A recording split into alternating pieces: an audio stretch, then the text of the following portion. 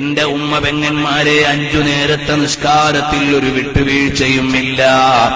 അത് കല്യാണത്തിലാണെങ്കിലും ഇല്ല, അത് മകളുടെ കല്യാണത്തിനാണെങ്കിലും ഇല്ല, നിന്റെ കല്യാണത്തിനാണെങ്കിലും ഇല്ല.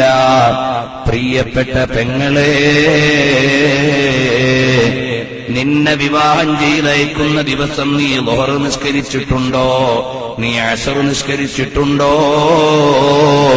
മഗ്രിബ് നിസ്കരിച്ചിട്ടുണ്ടോ? നീ രാവിലെ തന്നെ ഉടുത്തൊരുങ്ങി ആമിന ഓഡിറ്റോറിയത്തിലോ പരിസരത്തെ ഏതെങ്കിലും ഒരു ഓഡിറ്റോറിയത്തിലോ പൊതുദർശനത്തിന് നിന്നെ കൊണ്ടുവച്ചതല്ലേ രാവിലെ തന്നെ? എന്നിട്ട് ദർശനമെല്ലാം കഴിഞ്ഞ് ഉച്ചക്കോ വൈകുന്നേരമോ നീ മണവാളന്റെ കൈപിടിച്ച് പുതിയ ജീവിതത്തിലേക്ക് പോയില്ലേ മോളെ?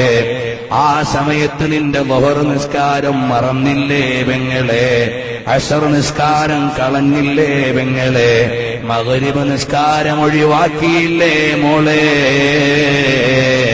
നീ പുതിയൊരു ജീവിതത്തിലേക്ക് കടന്നപ്പോ നിസ്കാരം ഖളാക്കിയിട്ട് കടന്നാൽ ആ ജീവിതത്തിന് ബറക്കത്തുണ്ടോ?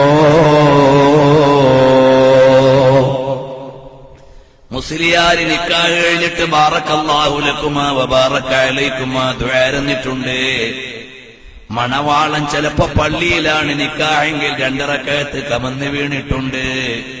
പെണ്ണെ, നിന്റെ ളുഹറന്നില്ല, അസ്റന്നില്ല, മഗ്രിബില്ല.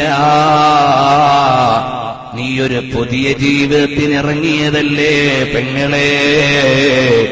അല്ലാഹുവിന്റെ കാരുണ്യം നിന്റെ ജീവിതത്തിൽ ഉണ്ടാകുമോ മോളെ?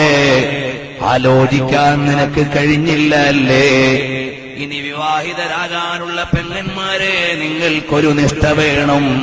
വിവാഹത്തിന്റെ അന്നാണെങ്കിൽ പോലും നീ നിസ്കരിക്കേണ്ട